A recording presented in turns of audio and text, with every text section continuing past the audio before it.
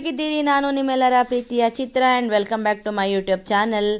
ಏಕಾದಶಿ ದಿವಸ ಆದಿರಂಗ, ಅಂತ್ಯರಂಗ, ಮಧ್ಯರಂಗ ಅಂತ ಹೇಳ್ಬಿಟ್ಟು 3 ರಂಗನಾಥನ ದರ್ಶನ ಮಾಡಬೇಕು ಅಂತ ಹೇಳ್ತಾರೆ. ಬಟ್ ನಾವು ಹೊರಗಡೆ ಹೋಗಿ 3 ರಂಗನಾಥನ ದರ್ಶನ ಮಾಡೋದಕ್ಕೆ ಆಗಲಿಲ್ಲ. ಈ ವಿಡಿಯೋದಲ್ಲಿ ನಾನು ನಮ್ಮ ಊರಿನಲ್ಲೇ, ಅಂದರೆ ನಮ್ಮದು ಹಾಸನ ಅಲ್ವಾ, ಹಾಸನದಲ್ಲೇ ಇರುವಂತಹ 3 ರಂಗನಾಥ ಸ್ವಾಮಿಯ ದೇವಸ್ಥಾನಗಳ ದರ್ಶನನ ಮಾಡಿದ್ದೀನಿ. ದರ್ಶನ ಹೇಗಿತ್ತು ಅಂತ ಹೇಳ್ಬಿಟ್ಟು ಈ ವಿಡಿಯೋದಲ್ಲಿ ನೋಡ್ಕೊಂಡು ಬರೋಣ. ನಿಮ್ಮೆಲ್ರಿಗೂ ನನ್ನ ಚಾನಲ್ಗೆ ಸ್ವಾಗತ, ಸುಸ್ವಾಗತ.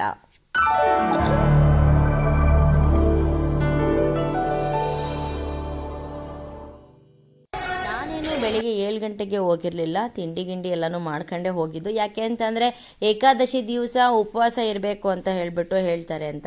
ಬಟ್ ನನ್ನ ಕೈಲಿ ಉಪವಾಸ ಇರೋದಕ್ಕೆ ಸಾಧ್ಯ ಇಲ್ಲ. ಬಿಕಾಸ್ ನನಗೆ ಸ್ವಲ್ಪ ಶುಗರ್ ಲೆವೆಲ್ ಲೋ ಇದೆ. ಹಾಗಾಗಿ ನನ್ನ ಕೈಲಿ ಉಪವಾಸ ಎಲ್ಲ ಮಾಡೋದಕ್ಕೆ ಆಗೋದಿಲ್ಲ. ಅದಕ್ಕೆ ನಾನು ತಿಂಡಿ ಮಾಡ್ಕೊಂಡೇ ಹೋಗಿದ್ದು.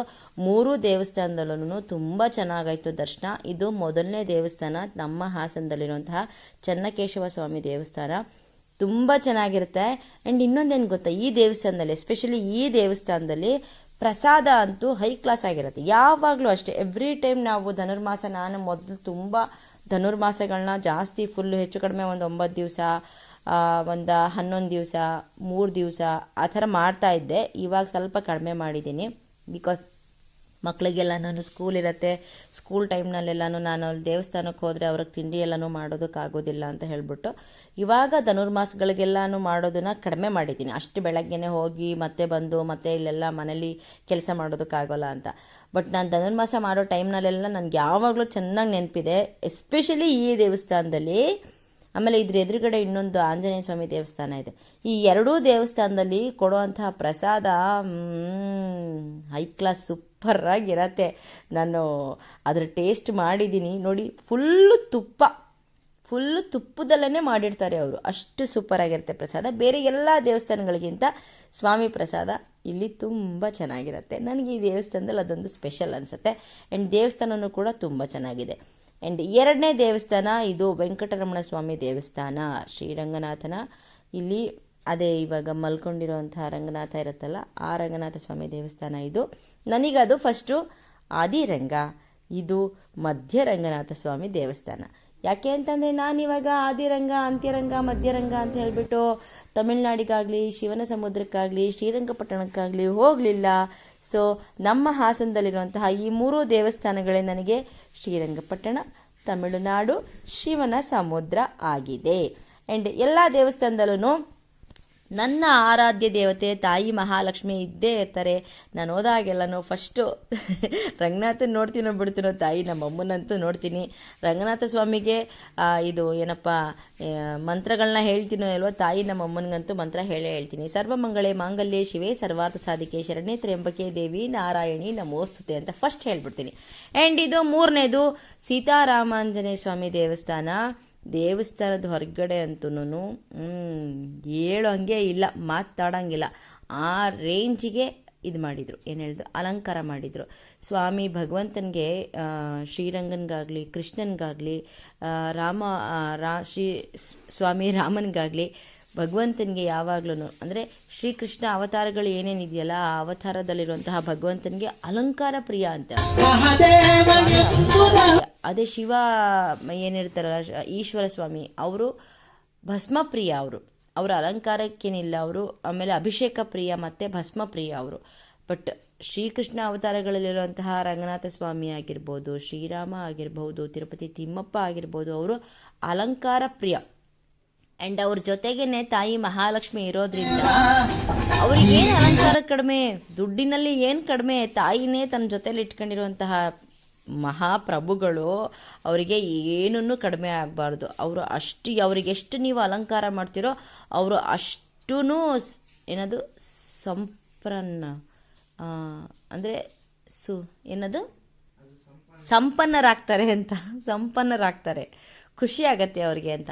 ಸೊ ಸೀತಾರಾಮಾಂಜನೇಯ ಸ್ವಾಮಿ ದೇವಸ್ಥಾನದಲ್ಲಂತೂ ತುಂಬ ಅಲಂಕಾರ ಮಾಡಿದರು. ಬೇರೆ ದೇವಸ್ಥಾನಗಳಲ್ಲಿ ಹೊರಗಡೆ ಇಷ್ಟು ಅಲಂಕಾರ ಮಾಡಿರಲಿಲ್ಲ, ಒಳಗಡೆ ಚೆನ್ನಾಗಿ ಅಲಂಕಾರ ಮಾಡಿದರು. ಬಟ್ ಇಲ್ಲಿ ನೋಡಿ, ಸುತ್ತ ತೋರಿಸ್ತಾ ಇದ್ದೀನಿ, ತುಂಬ ಚೆನ್ನಾಗಿ ಅಲಂಕಾರ ಮಾಡಿದರು. ಶ್ರೀರಾಮನ್ನ ಪ್ರತಿಷ್ಠಾಪನೆ ಮಾಡಿದರು, ತಿರುಪತಿ ತಿಮ್ಮಪ್ಪನ ಪ್ರತಿಷ್ಠಾಪನೆ ಮಾಡಿದರು, ನವಿಲುಗಳನ್ನ ಪ್ರತಿಷ್ಠಾಪನೆ ಮಾಡಿದರು. ಆ್ಯಂಡ್ ಎಲ್ಲ ಭಕ್ತಾದಿಗಳು ಒಳಗಡೆ ಹೋಗೋದಕ್ಕೆ ಅಂತ ಹೇಳಿಬಿಟ್ಟು ದ್ವಾರ ಏನಿರುತ್ತಲ್ಲ, ಒಳಗಡೆ ಹೋಗೋದಕ್ಕೆ ಎಂಟ್ರಿ ದ್ವಾರ, ಆ ದ್ವಾರಕ್ಕೆಲ್ಲನೂ ಗುಲಾಬಿ ಹೂ ಹಾಕಿ ದ್ವಾರ ಪ್ರತಿಷ್ಠಾಪನೆ ಮಾಡಿದ್ರು. ನೋಡಿ, ತಾಯಿ ಮಹಾಲಕ್ಷ್ಮಿ ಪ್ರತಿಷ್ಠಾಪನೆ, ತಿರುಪತಿ ತಿಮ್ಮಪ್ಪನ ಪ್ರತಿಷ್ಠಾಪನೆ, ಇದು ನೋಡಿ ಮೇಲ್ಗಡೆ ಶ್ರೀ ರಂಗನಾಥ ಸ್ವಾಮಿ ಪ್ರತಿಷ್ಠಾಪನೆ, ಈ ಥರ ತುಂಬ ಚೆನ್ನಾಗಿ ಅಲಂಕಾರ ಮಾಡಿದ್ರು. ನೋಡಿ ತುಂಬ ಖುಷಿ ಆಯಿತು. ದೇವಸ್ಥಾನದ ಒಳಗಡೆ ಹೋಗಿದ ತಕ್ಷಣನೇ ಎಷ್ಟು ಚೆನ್ನಾಗಿ ಅಲಂಕಾರ ಮಾಡಿರ್ತಾರಲ್ಲ, ಹಾಗೇನೆ ನಾವು ದೇವ್ರನ್ನ ನೋಡಿದ ತಕ್ಷಣನೇ ನಾವು ಒಂದು ಮಂತ್ರ ಪಠಣನ ಮಾಡಬೇಕು. ಶ್ರೀರಾಮನ ದರ್ಶನ ಮಾಡಲಿ, ಶ್ರೀಕೃಷ್ಣನ ದರ್ಶನ ಮಾಡಲಿ, ರಂಗನಾಥ ಸ್ವಾಮಿ ದರ್ಶನ ಮಾಡಲಿ, ಶ್ರೀಕೃಷ್ಣನ ಅವತಾರಗಳಲ್ಲಿ ಯಾವುದೇ ದೇವರನ್ನ ದರ್ಶನ ಮಾಡಿದ್ರು ಶಾಂತಾಕಾರಂ ಭುಜಗಶಯನಂ ಪದ್ಮನಾಭಂ ಸುರೇಶಂ ವಿಶ್ವಾಧಾರಂ ಗಗನ ಸದೃಶಂ ಮೇಘವರ್ಣಂ ಶುಭಾಂಗಂ ಲಕ್ಷ್ಮೀಕಾಂತಂ ಕಮಲನಯನಂ ಯೋಗಿರ್ಧಾನಗಮ್ಯಂ ವಂದೇ ವಿಷ್ಣುಂ ಭವಭಯಹರಂ ಸರ್ವಲೋಕೈಕನಾಥಂ ಶಶಂಕ ಚಕ್ರಂ ಸಕಿರೀಟಕುಂಡಲಂ ಸಪೀತವಸ್ತ್ರಂ ಸರಸೀರುಹೇಕ್ಷಣಂ ಸಹಾರ ವಕ್ಷಸ್ಥಲ ಕೌಸ್ತುಭಶ್ರೀಯಂ ನಮಾಮಿ ವಿಷ್ಣುಂ ಶಿರಸಾ ಚತುರ್ಭುಜಂ. ಆದರೆ ನಾನು ಫಸ್ಟ್ ಒಳಗಡೆ ಹೋಗಿದ ತಕ್ಷಣನೇ ಸ್ವಾಮಿ ದರ್ಶನ ಮಾಡುವಾಗ ಈ ಮಂತ್ರಕ್ಕಿಂತ ಮೊದಲು ತಾಯಿ ಮಹಾಲಕ್ಷ್ಮಿ, ನನ್ನ ಆರಾಧ್ಯ ದೇವತೆ, ನನಗೆ ತುಂಬ ಇಷ್ಟ ತಾಯಿ ಮಹಾಲಕ್ಷ್ಮಿ ಅಂತಂದರೆ. ಸೊ ಅದನ್ನು ನೋಡಿದ ತಕ್ಷಣನೇ ಸರ್ವಮಂಗಳೇ ಮಾಂಗಲ್ಯ ಅದಲ್ಲ, ಅವರನ್ನು ನೋಡಿದ ತಕ್ಷಣನೇ ಸರ್ವಮಂಗಳೇ ಮಾಂಗಲ್ಯೆ ಶಿವೇ ಸರ್ವಾರ್ಥ ಸಾಧಿಕೆ ಶರಣ್ಯೇ ತ್ರ್ಯಂಬಕೆ ದೇವಿ ನಾರಾಯಣಿ ನಮೋಸ್ತುತೆ ಅಂತ ಹೇಳ್ಬಿಟ್ಟು ಮೊದಲು ಹೇಳ್ಕೊಂಡ್ಬಿಡ್ತೀನಿ. ಆಮೇಲೆ ಸ್ವಾಮಿಗೆ ಶಾಂತಾಕಾರಂ ಅಂತ ಹೇಳ್ಬಿಟ್ಟು ಅವರ ಮಂತ್ರನ ಪಠಣೆನ ಮಾಡ್ತೀನಿ. ನೀವು ಆ ಪರಮಾತ್ಮನ ಅವತಾರಗಳಲ್ಲಿ ಯಾವ ಅವತಾರ ಕಂಡ್ರು ಮೊದಲು ಈ ಮಂತ್ರನ ಪಠನೆ ಮಾಡ್ಕೊಂಡು ಒಳಗಡೆ ಹೋದರೆ ತುಂಬ ಒಳ್ಳೆಯದಾಗತ್ತೆ ಅಂತ ಹೇಳ್ಬಿಟ್ಟು ಹೇಳ್ತಾರೆ ಎಲ್ರೂ. ಹಾಗಾಗಿ ನೀವು ಮನೇಲಿ ಪೂಜೆ ಮಾಡಬೇಕಾದ್ರೆ ಮಂತ್ರ ಪಠಣೆಗಳನ್ನ ಮಾಡ್ತಿರ್ತೀರಾ. ದೇವಸ್ಥಾನಗಳಿಗೆ ಹೋದಾಗ್ಲೂ ನಿಮ್ಮ ಮನಸ್ಸಲ್ಲಿ ಏನು ಬರುತ್ತೋ, ಆಂಜನೇಯ ಸ್ವಾಮಿ ದೇವಸ್ಥಾನಗಳ ಆಂಜನೇಯನ ನೋಡಿದ ತಕ್ಷಣನೇ ಮನೋಜವಂ ಮಾರುತುಲ್ಯ ವೇಗಂ ಜಿತೇಂದ್ರಿಯಂ ಬುದ್ಧಿಮತಾಂ ವರಿಷ್ಠಂ ವಾತಾತ್ಮಜಂ ವಾನರಯೂತ ಮುಖ್ಯಂ ಶ್ರೀರಾಮದೂತಂ ಶಿರಸಾ ನಮಾಮಿ ಅಂತ ಹೇಳ್ಕೋಬೇಕು. ಹಾಗೆ ಈಗ ಹೇಳಿದ್ನಲ್ಲ, ರಂಗನಾಥ ಸ್ವಾಮಿ ನೋಡಿದ ತಕ್ಷಣನೇ ಹೀಗೆ ಹೇಳ್ಕೋಬೇಕು. ಗಣೇಶನ್ ನೋಡಿದ ತಕ್ಷಣನೇ ಓಂ ಗಂ ಗಣಾಧಿಪತಯೇ ನಮಃ ಅಂತ ಹೇಳ್ಕೋಬೇಕು. ತಾಯಿ ಮಹಾಲಕ್ಷ್ಮಿ ನೋಡಿರಲಿ ಅಥವಾ ತಾಯಿ ಪಾರ್ವತಿ ನೋಡಿರಲಿ, ಅವರೆಲ್ಲರಿಗೂ ಒಂದೇ ಯೂನಿವರ್ಸಲ್ ಮಂತ್ರ. ಅದೇನು ಹೇಳಿ, ಸರ್ವಮಂಗಳೇ ಮಾಂಗಲ್ಯೇ ಶಿವೇ ಸರ್ವಾರ್ಥ ಸಾಧಿಕೆ ಶರಣ್ಯೇ ತ್ರ್ಯಂಬಕೆ ದೇವಿ ನಾರಾಯಣಿ ನಮೋಸ್ತುತೆ.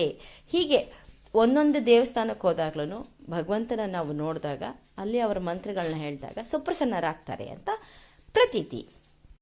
ನಮ್ಮ ಸೀತಾರಾಮಾಂಜನೇಯ ಸ್ವಾಮಿ ದೇವಸ್ಥಾನದಲ್ಲಿ ಅಂಕಲ್ ಒಬ್ಬರು ಹಾಡು ಹೇಳ್ತಾ ಇದ್ರು, ಎಷ್ಟು ಚೆನ್ನಾಗಿ ಹೇಳ್ತಾ ಇದ್ರು. ಹಂಗೆ ನನಗೆ ಅದೇನು ಅನಿಸ್ತು ಅಂದರೆ, ಮೂಲ ಗಾಯಕರು ಹೆಂಗೆ ಆಡ್ತಿದಾರಲ್ಲ, ಒಂದೊಂದು ಹಾಡು ಮಾತ್ರ, ಎಲ್ಲ ಹಾಡಲ್ಲ, ಅವ್ರಿಗೆ ಫುಲ್ ಡೆಪ್ತ್ ಬ್ರೀತ್ ತಗೊಳಕ್ಕಾಗಿಲ್ಲ ಅಂತಂದ್ರೂ ತುಂಬ ಚೆನ್ನಾಗಿ ಹಾಡು ಹೇಳ್ತಾಯಿದ್ರು. ನನಗಂತೂ ತುಂಬ ಖುಷಿ ಆಯಿತು. ನಾನು ಫೇಸ್ಬುಕ್ ಪೇಜ್ನಲ್ಲೂ ಸಮೇತ ನಾನು ಅದನ್ನು ಶೇರ್ ಮಾಡ್ಕೊಂಡಿದ್ದೀನಿ.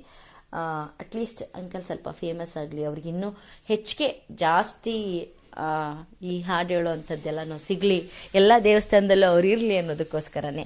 ಯಾಕೆಂದರೆ ಸೋಷಿಯಲ್ ಮೀಡಿಯಾ ಅಷ್ಟೊಂದು ಮುಂದೆ ಬಂದಿದೆ. ಯಾಕೆಂದರೆ ಎಲ್ಲನೂ ನಾವು ಮೊಬೈಲ್ಗಳನ್ನ ಇಟ್ಕೊಂಡು ನೋಡ್ತಾ ಇರ್ತೀವಿ. ಸೊ ನಾವೇನಾದರೂ ಇವತ್ತು ಫೇಮಸ್ ಆಗಬೇಕು ಆಗಲಿ ಅಥವಾ ನಮ್ಮ ನೇಮು ಮುಂದೆ ಬರಬೇಕು ಅನ್ನೋದೇ ಆದರೆ ಅದು ಸೋಷಿಯಲ್ ಮೀಡಿಯಾಯಿಂದ ಮಾತ್ರ ಸಾಧ್ಯ.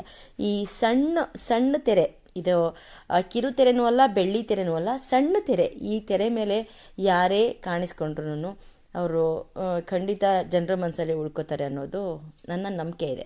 ಈ ವಿಡಿಯೋ ನಿಮಗೆ ಇಷ್ಟ ಆಗಿದೆ, ದಯಮಾಡಿ ನನ್ನ ಚಾನಲ್ನ ಸಬ್ಸ್ಕ್ರೈಬ್ ಮಾಡಿ. ಆ್ಯಂಡ್ ಎಲ್ರಿಗೂ ಒಳ್ಳೆಯದಾಗಲಿ.